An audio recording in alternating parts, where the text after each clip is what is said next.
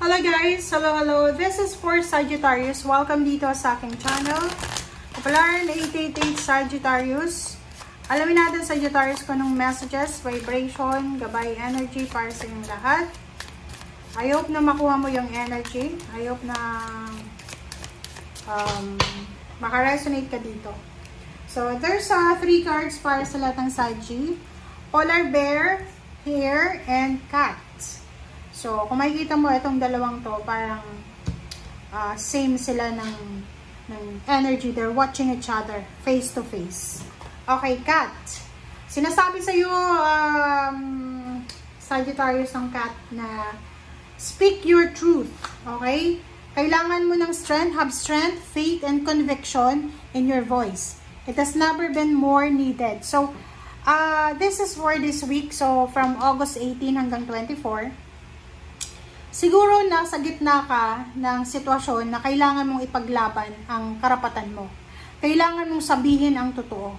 Like for example, ikaw ay napagbintangan sa trabaho. Like for example, napagbintangan ka sa trabaho. Pwedeng napagbintangan kang nagnakaw, napagbintangan ka ng hindi maganda. Sinasabi ng baraha, sabihin mo yung totoo. Speak your truth. Kailangan mong maglakas loob. Magtiwala ka sa sarili mo, lakasan mo yung loob mo, and sabihin mo, diba, huwag kang matakot, as long as na yung pinaglalaban mo ay totoo. Next card natin is Hare. Strength. Same dito, sinasabi ng baraha, kailangan mo ng lakas loob. Take time to make clear decisions, bring awareness and light to the situation. Diba? Kailangan mong magpakatatag. Kasi minsan, di ba, like sa loob ng trabaho, aakusahan ka, eto ganyan, ginawa ni Sagittarius, eto ganyan, ganito. Minsan because of fear, di ba, minsan sa takot, lalo kung bago ka lang sa trabaho. Ako na-experience ko yan, guys. Na-experience ko yan nung bago lang ako, maybe after ko makagraduate, 21 years old ako. 21 ata ako nun. Yung first job ko,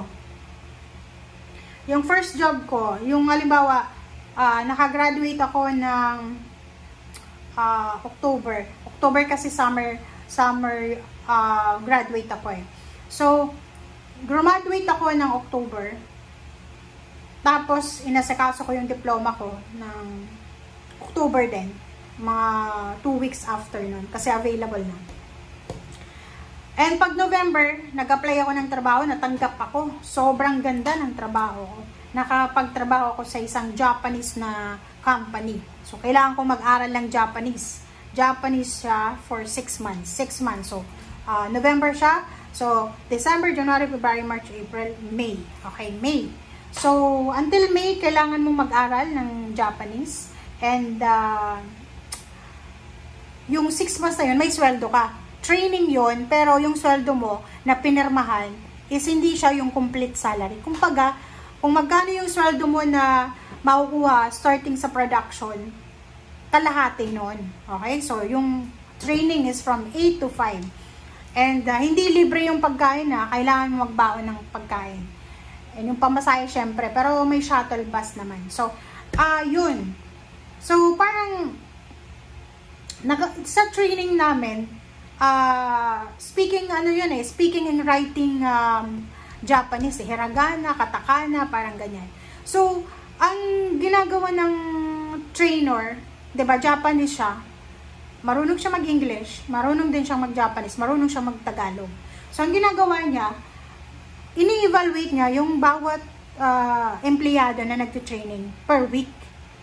And at that time, 1 week pa lang, nakapasok na kami. Maybe 7 kami ata or 8 or 10. Basta marami kayong yung batch namin, yung group namin na yun.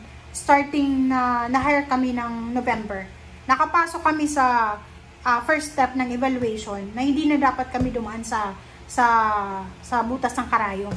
So, meron kami, kumbaga, exempted kami for maybe 1 month or 2 months ata yun. Basta nakapasok kami sa production ng advance. Maybe, kailangan pa namin dapat mag-training ng 2 months, pero hindi na kami pinag-training eh. Kasi, pasado na kami. Nakapasa kami sa assessment ng Japanese na instructor na yon.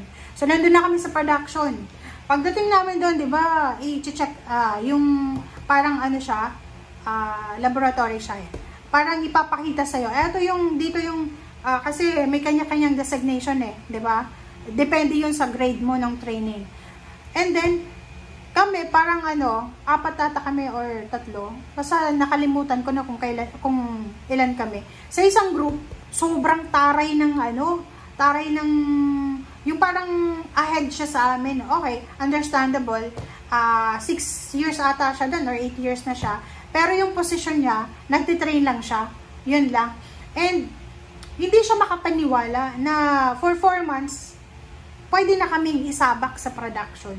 So, ang ginawa niya, ganito, ganyan, tinuturo niya sa amin. And ang tawag doon, hindi siya makapaniwala na in 4 months, kaya na namin. And, one time, ang ginawa niya, parang, because of, parang ano, inferiority complex siguro, na baka, iniisip niya, 8 years na siya doon, tapos kami, 4 months pa lang, bakit ganon yung, ano namin, bakit ganon kami, mabilis kaming mag-pick up ng trabaho, ganyan, ganito. So, gumawa siya ng ano, parang patibong, diba? Yung parang gano'n, gumawa siya ng patibong na gusto niya na mag-away-away kami doon, yung mga bagong pasok. Eh, hindi niya alam, mayroon kami doon na katrabaho na sobrang talagang, ano siya, madaldal talaga siya.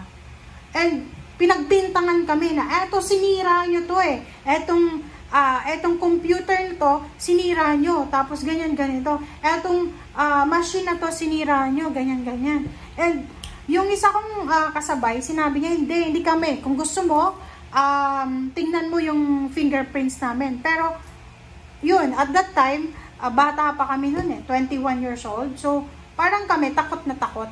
Diba? Takot na takot kami na, because 8 years na siya eh, power tripping yung ginagawa niya sa amin. But, because of fear, parang hindi kami makapagsalita. Hinayaan lang namin siya na pagbintangan kami. Without, doon sa katrabaho namin na isa, kasabay namin na isa na kahit sabi niya, willing ako na matanggal sa trabaho, basta hindi mo lang kami pagbibintangan na sinira namin yan, ganyan, ganito. So, nung panahon na yon, na-realize ko yun na sa isang company pala, uso yung power tripping. And kung hindi mo sasabihin yung katotohanan, mawawalan ka ng trabaho because of power tripping. So, eto sa baraha mo, ganun din. Maybe nasa sitwasyon kang ganun, na kahit hindi totoo, pinagbibintangan ka. And because of fear na mawalan ka ng trabaho, because of fear na wala kang pera na panlaban, aaminin mo na lang, which is mali yun.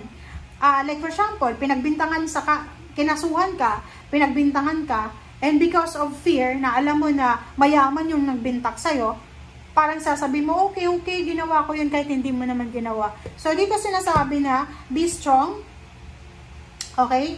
Have strength, faith, and conviction, na sabihin mo yung totoo, kahit pagsabihan ka pa nila, parang takutan ka pa nila, sabihin mo kung ano yung totoo. Okay?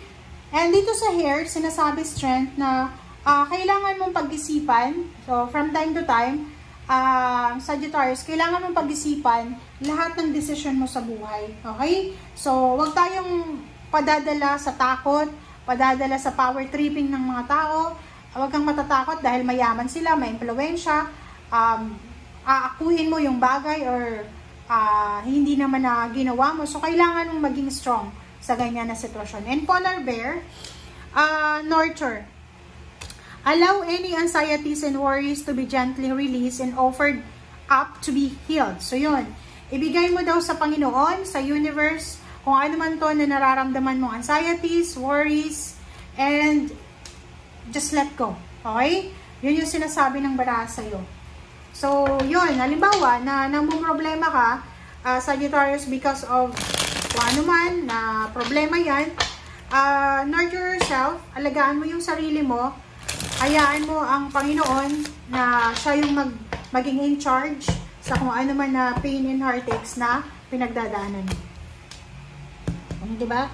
Four of Cups, meron dito na naghihintay kayo ng freedom. Or maybe there's a Sagittarius dito na, ayun na nga, pwedeng pinagbintangan ka, inakusahan ka, and you're waiting for someone, naghihintay ka ng isang tao na pwedeng makatulong sa'yo para proteksyonan ka. maybe naghihintay ka ng pera or maybe kailangan mo ng pera para makaalis ka sa ganyang klaseng sitwasyon.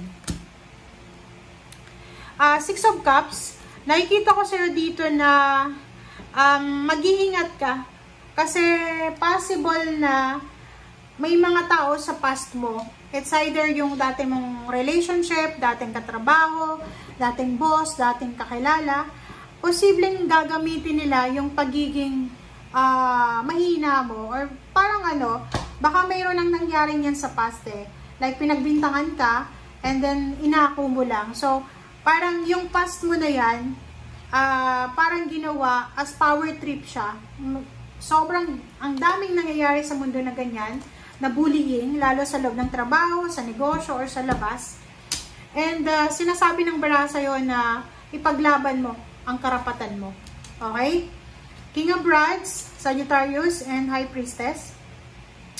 In terms of relationship, kung single ka, huwag kang masyadong magpapaniwala sa mga taong gustong manligaw sa'yo, pumasok sa buhay mo. Kasi hindi lahat ng gustong pumasok sa buhay natin ay seryoso sila. Minsan may tinatago silang plano or kalokohan, ganyan ganito. So, if you are having a financial problem sa linggong ito, diba, kailangan mo ng pera, kailangan mo magpasensya, huwag kang masyadong mag-alala.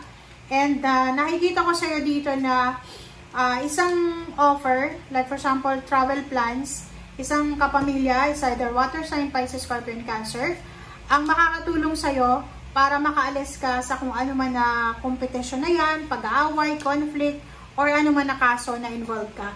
So, kung makikita mo dito, possible na nasa stagnation ka, possible na ikaw ay napagbintangan nga, pwedeng kinasuhan ka, involved ka sa pag-aaway, sa competition, but isang tao dito, water sign, Pisces, Scorpio, and Cancer, ang makakatulong sa'yo para makaalis dyan. At the same time, sinasabi ng bara sa'yo dito na possible sa loob ng trabaho, sa loob ng business, merong gulo na nangyayari, na posibleng matatapos yan, pero kailangan mo ng tulong. Okay. So, yung iba naman sa inyo dito, kung kayo ay parang feeling helpless and hopeless na matupad yung mga pangarap nyo sa buhay, makaalis kayo sa ganyang klaseng sitwasyon, there's a strength here, there's an Empress, an Ace of Swords, and Nine of Pentacles, na sinasabi sa'yo na hindi pa huli ang lahat. Everything happens for a reason. Hindi lahat ng napagbintangan ay totoo, hindi lahat ng nakulong ay talagang masamang tao, hindi lahat ng anong tawag dyan? Hindi lahat ng ginajudge ay ka-judge talaga. So, Ace of Swords, sinasabi ng barahan na hanapin mo yung rason para makaalis ka sa sitwasyon na yan. Like, halimbawa, yung Nine of Swords is anxiety and depression. Mayroon kang anxiety and depression because of financial problems. So, instead na magmukmuka, pwede kang magpa-check sa doktor kung ano ba yung pwedeng maibigay sa'yo sa anxiety and depression mo. And instead na magmukmukha because of financial problems, pwede kang maghanap ng solusyon. And contentment, guys. Kasi minsan, sa loob ng, sa buhay ng tao, pag masyado tayong aggressive, yung marami tayong pangarap sa buhay, pero lalo sa financial na pangarap tapos wala naman tayong ginagawang aksyon, doon pumapasok yung pagiging desperate ng tao na pumapasok sa illegal na gawain. And yung iba naman, relationship siya. Like yung iba because of sadness, because of mga negatives, parang pumapasok sa relationship na bawal. So sa'yo, sinasabi ng bara sa'yo na ano man ang pinagdadaanan mo, bankrupt ka man ngayon, wala kang mang pera, wala kang trabaho, still you have the authority and freedom na mabago yung takbo ng buhay mo. Hindi lahat ng oras nasa Nine of Swords ka, hindi lahat ng oras nasa loob ka ng kwarto, umiiyak, hindi lahat ng oras wala kang pera. There's a time sa buhay mo, sa mga susunod na araw, buwan na taon na makakasurvive ka rin. Okay? Sinasabi ng bara sa'yo, maybe nasa trial situation ka ngayon. Kasi minsan, di ba, pinagdadaanan tayong swerte, minsan malas. So, kung minamalas ka sa ngayon, sinasabi ng bara sa'yo, magpakatatag ka. Okay, magpakatatag ka kasi darating ang araw na pagtatawanan mo na lang etong pinagdadaanan mo sa buhay. And napaka-importante in times of troubles, in times of problems, lalo na financial, emotional problems, take care of yourself. Kasi sarili mo lang ang makakapagligtas sa'yo. Kahit sabihin natin may pamilya ka, may kaibigan ka, may asawa ka, may mga taong kakilala ka, natutulungan ka, emotional, financial, pero ang pinaka-importante yung sarili mo. Kung masyado kang malulong sa problema, malulong sa bisyo, malulong sa pakikipagkaibigan sa mga taong alam mo na bad influence, walang mangyayari. So, kailangan alagaan mo yung sarili mo, hanapin mo kung ano yung pwedeng magbigay sa'yo ng saya. Napaka-importante guys ang contentment. Acceptance, contentment. Kasi pag kontento tayo sa kung anong meron tayo, kahit mayroon tayong problema, still, makakasurvive tayo. Pero kung masyado tayong mataas yung pangarap natin, and wala naman tayong ginagawang aksyon, mas lalo kang malululong sa problema na yan. Okay? So, thank you guys for watching. Bye!